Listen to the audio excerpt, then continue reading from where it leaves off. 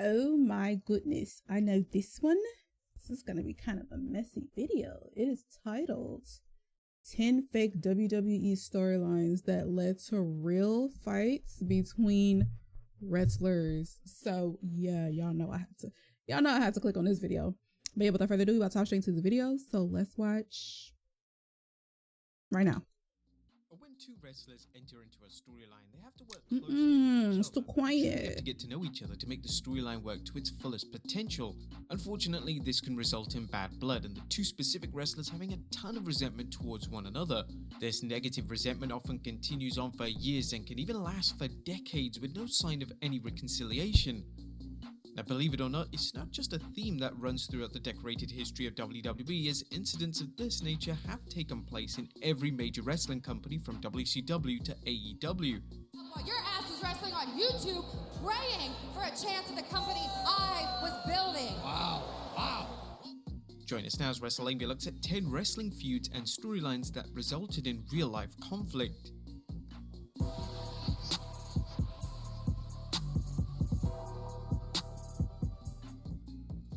Be sure to subscribe and hit that notification bell for daily wrestling videos and follow us on Facebook for exclusive I don't know leads. what that was. It was Number random. 10, CM Punk and We're Triple not gonna H. talk about it. CM Punk has made a ton of enemies during his time as an active pro wrestler, but his feud with Triple H certainly cuts deep for the straight-edge savior. In 2011, Punk became the hottest. Oh snap! Oh shit! Turn this off. Oh snap! That was Jennifer Hudson's whoever the fuck that dude. I forgot he used to wrestle, or didn't he wrestle for like how long did he last for? But yeah, him and Jennifer Hudson used to date. Triple H certainly cuts deep for the straight-edge savior. In 2011, Punk became the hottest thing in pro wrestling, as this was after the infamous pipe bomb promo, and there was a clear opportunity for WWE to make Punk the top star in the company. Unfortunately, WWE botched Punk's ascension to the top, and one of the reasons for this is that WWE decided to have Punk lose to Triple H at the Night of Champions pay-per-view. At this point in time, the game was semi-retired, and there was no need for Triple H to attain a victory of this magnitude. Punk cites this as the reason he lost all of his positive momentum, and it's hard to disagree. Punk himself admits that he had a ton of resentment towards Triple H for what could be perceived as a burial on pay-per-view, and when WWE wanted Punk to face Triple H at WrestleMania 30, it was a contributing factor to Punk walking out of the company and never returning. The game has never commented in depth on his feelings of Punk, but it has been reported that Triple H wants nothing to do with the former champion. However, time heals old wounds, and it would be interesting to see if the head of WWE Creative would be interested in repairing their damaged relationship.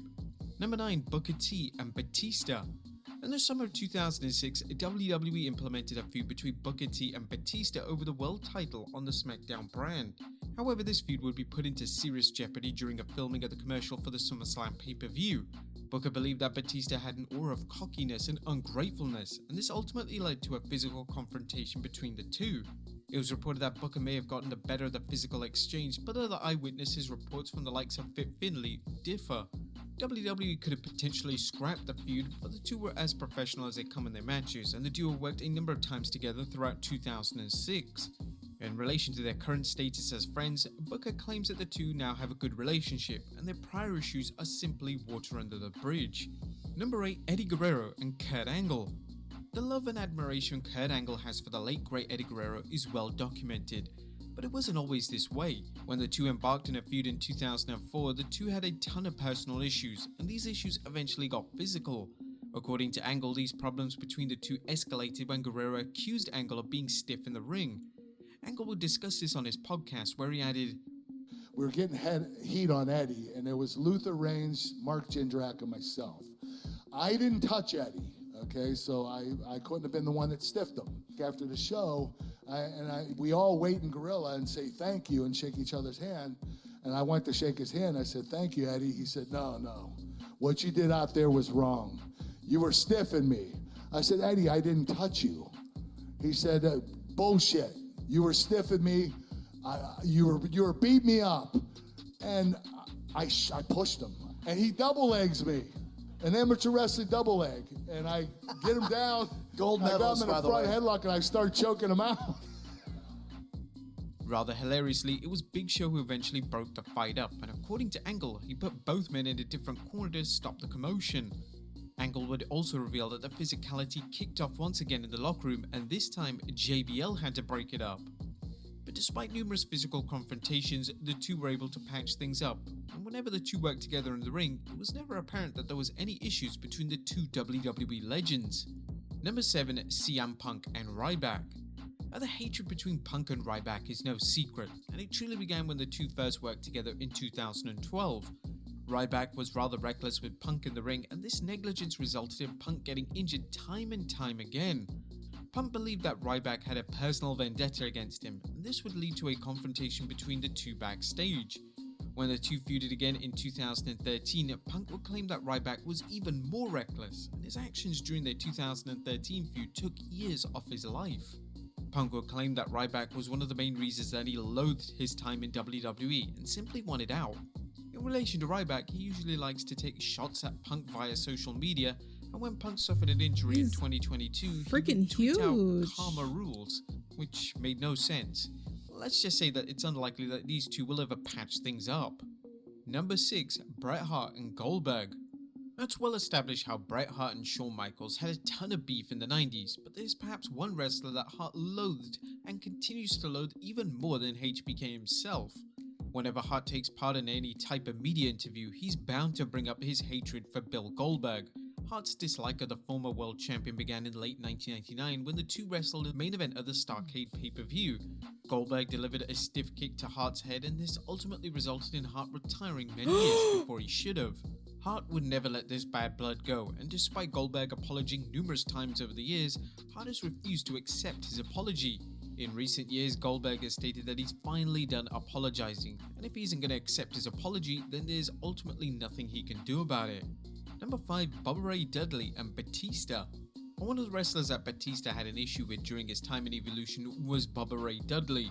When the two worked together in tag matches during the He looked like Bubba era, Sparks. the two wouldn't meet eye to eye, and on Bubba one Sparks occasion, everyone got severely hurt. Batista would discuss this during the WWE Network documentary titled The Ruthless Aggression Evolution. This is when Batista had to say in relation to working with one half of the Dudley Boys. We just gotten in the ring and Bubba came full on running at me. He just smacked into my arm and my tricep just popped.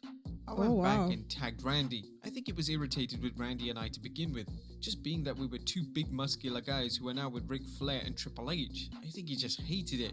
He was always a dick to both of us. Number 4, CM Punk and Jeff Hardy. Now, the most celebrated feud of 2009 was the feud between CM Punk and Jeff Hardy. The feud blurred the lines of fiction and reality, and as a result produced one of the strongest stories WWE have ever delivered. Hardy had an issue with Punk as he believed that some of the content of his promo material crossed a line and went too personal. When Hardy left WWE in 2009, they would air a segment which featured Punk intimidating Hardy, and this made Hardy so angry that he cut a shoot promo on Punk whilst clearly under the influence. In this shoot promo, Hardy would claim that he was the one who made Punk a superstar in WWE. Hardy would declare that Punk was way too cocky outside the ring, and his way of life wasn't the right way anyone should have been living. It was never made clear if the two men ever had a discussion about their issues with one another, but it was reported that AEW could potentially be looking to do a featured Punk vs Hardy matchup, with both of them being in the company simultaneously, but sadly due to outside factors, this never materialized. Number 3, Brock Lesnar and Dean Ambrose. One of the most anticipated matches heading into WrestleMania 32 was between Brock Lesnar and Dean Ambrose. The two would collide in a no-holds-barred street fight, and fans expected a war. Unfortunately, the match was rather lackluster and wasn't anything remotely what fans wanted or expected. The hardcore style spots were limited, and it was if both men didn't want to be there. It then surfaced months later thanks to a podcast interview that Dean Ambrose had with Stone Cold Steve Austin that he hated working with Lesnar. Ambrose would call Lesnar lazy and criticize him for not wanting to do anything memorable or special. Ambrose would maintain this viewpoint for years, and in a 2019 so there was no like highlight moment. Ambrose once again went off on the Beast incarnate. That sucks. So like day of the show, he doesn't show up till like 3 o'clock. We've not talked about any of this match. Show starts at like 5. We're like 4th. So he's not very interested. Like doesn't really want to be there. You know. And this is the most important match of my life. I'm like, everybody at WrestleMania wants to show up and steal the show. There are people on that show that night that I know have been literally rehearsing their match for a month, like at the Performance Center. Like, and I was like, dude, we have the opportunity. We have a street fight. We can do anything. I'll take any bump you want. Please, powerbomb me into thumbtacks 100 times. We don't need all that. Lesnar never formally responded to Ambrose's comments, but his good friend Paul Heyman would go on to call Ambrose's comments ridiculous and would question the merit of Ambrose's disparaging remarks. Number 2, Triple H. It's almost like when you're like partnered up with somebody, you have a school project with someone and you want to try to like make your presentation nice. And the person that you're partnered up with doesn't really want to participate, don't want to add any pizzazz to the poster board. You know what I'm saying? Don't want to add any glitter. They just want to do it and get it done. But it's like, nah, dude, I'm trying to get this extra credit. You feel me? Like, yeah, I hate people like that. Like, dog, I'm trying to get an A++. You feel me? Like, I'm trying to steal the show. I want to be remembered. This is a big moment. And your partner is just like, whatever. Like, ugh. Steiner. Upon Scott Steiner returning to WWE in 2002, his first notable rivalry was with the resident top heel in the company, Triple H. This feud would be an utter failure and led to a ton of animosity between the game and the former WCW champion. The matches the two had at the Rumble and the No Way Out pay-per-view were both unbelievably bad. I know it'd be spit. Steiner was suffering from drop foot during this time, and this impacted the quality of the matches on offer. Steiner believed that the game was sabotaging him to make him look as bad as possible, as Triple H was concerned that Steiner was going to take his place on the card. The game simply believed that Steiner wasn't as good as he thought he was, and ultimately had no place working main event level matches in the year 2003. Steiner would continue bad-mouthing Triple H for years. However, in 2022, he would claim that he was letting bygones be bygones and that he was officially putting his past behind him. And number 1, CM Punk and Adam Page. On paper, CM Punk vs Adam Page sounded like a fantastic feud, but in reality, it was overshadowed by real-life drama. Punk's problems with Page began during the build-up to their Double or Nothing matchup, as Page reportedly said something that Punk wasn't comfortable with, and Punk from that point onwards seemed to have a strong hatred towards him. A short time after this incident, in an unplanned segment, Punk would call out Page, which seemed designed to embarrass him and make him look inferior as a result. Punk would then go one step further, and in his last AEW appearance to date, Punk would blast Page during an all-out post-press conference, referring to him as an empty-headed you-know-what, as well as stating that Page went into business for himself. It's worth noting that Page is universally liked by the AEW locker room, and it seems rather peculiar that it was Punk of all people to pick a fight with the former AEW World Champion. But there you have it, folks. 10 wrestling storylines that led to real-life conflict. Alright, so guys, that's going to do it for this reaction. Leave some comments down below. Let me know what you guys think, and I will see you on the next one. Toodle.